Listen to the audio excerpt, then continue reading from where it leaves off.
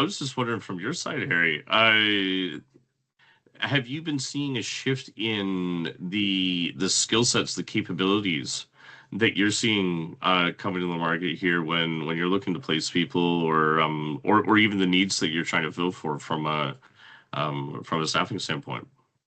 Yeah, I think that's interesting.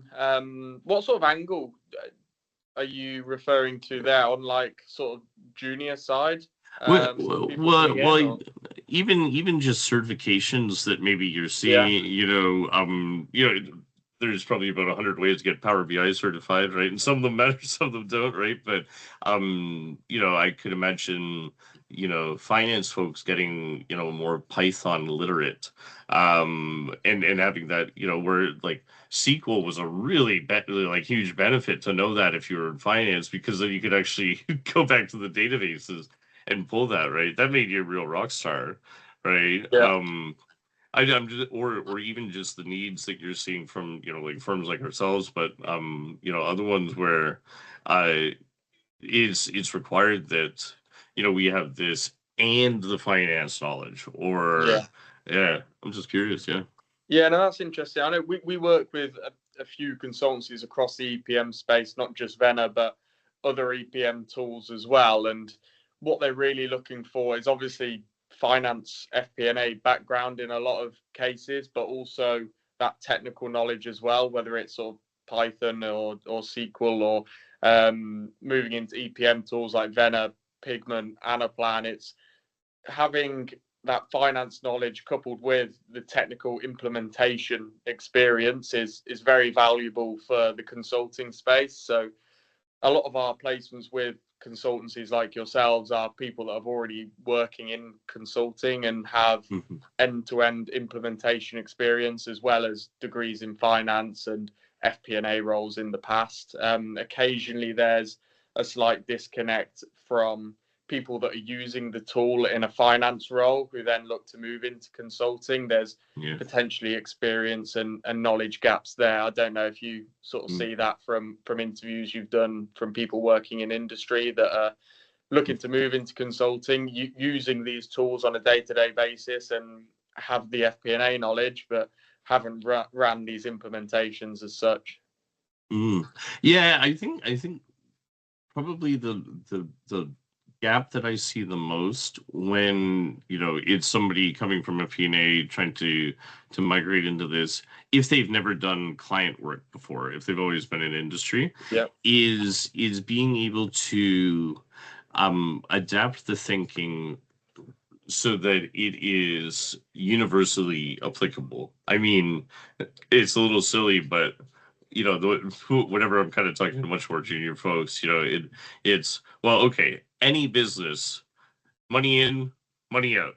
That's what we're trying to figure out, guys. Like every single business, it doesn't matter if it's not for profit or not. Like that's that's what we're trying to solve for. Then we're trying to figure out how the money comes in. Then we're trying to figure out how the money went away. Yeah. And then you get deeper and deeper and deeper. But the thing is, it's like being able to zoom out that far. If you've been focused on, let's say you're working in the CPG world, right? And that's what you've been focused on the whole time.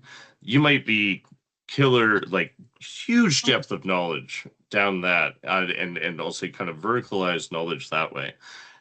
I've worked with through a number of manufacturing implementations, worked with CPG companies, and I have a good depth of knowledge. You might have deeper on that, but how do you then transfer that to a mining company and solve for that problem?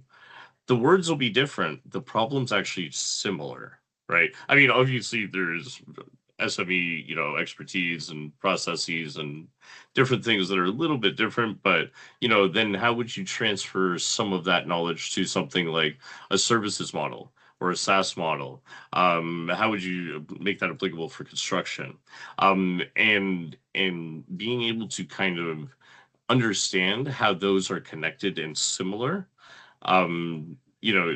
because well, every business you need to talk their language and be specific to that.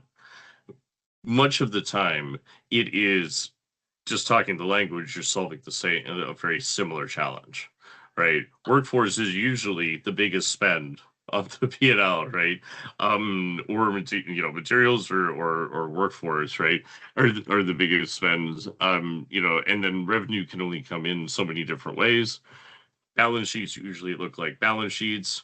Cash flows usually look like cash flows. Cash planning very different, a little bit different ins and outs there. But how do you zoom that thinking out a little bit? I think is usually kind of the biggest gap, so that you don't get intimidated with seeing a totally new model with different words in it, kind of thing.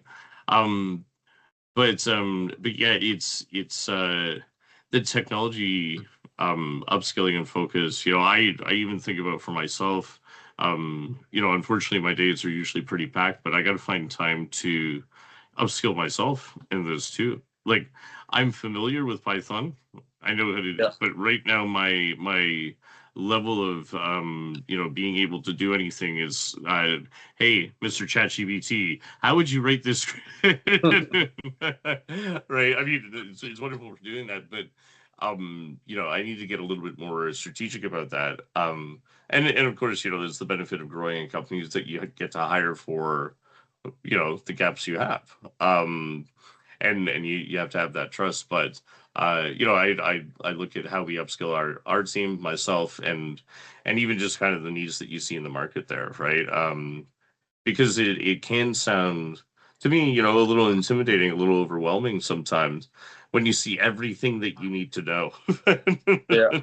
right? In those headlines, it's like, oh boy, I got about 1,000 volumes of like encyclopedias that I got to read in order to catch up. But yeah, no, that's interesting. That's cool. Also, just one other quick thing. When it comes to kind of the ebbs and the flows of the business, are you seeing a pretty strong pickup right now in terms of kind of engagements and the level of staffing that's required?